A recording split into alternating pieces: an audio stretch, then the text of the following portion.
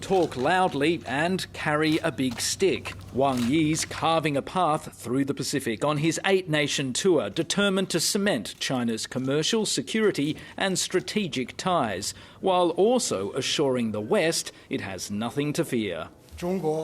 My advice to these people is don't be too anxious and don't be too nervous.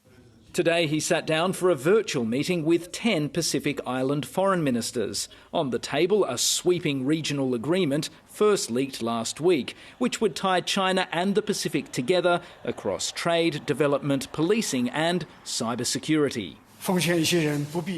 The common development and prosperity of China and developing countries will only mean greater harmony, greater progress and greater justice across the whole world. But the proposed agreement is contentious, with Pacific leaders warning the region could be sucked into a new Cold War. We are concerned about the potential extent to which the nature of those agreements could extend across the whole of the Pacific.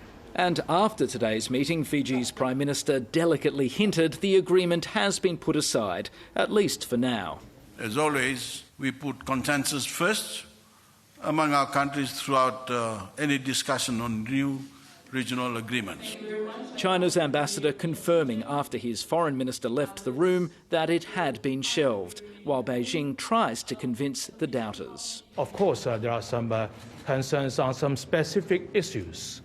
And we have agreed that these two documents will be discussed afterwards.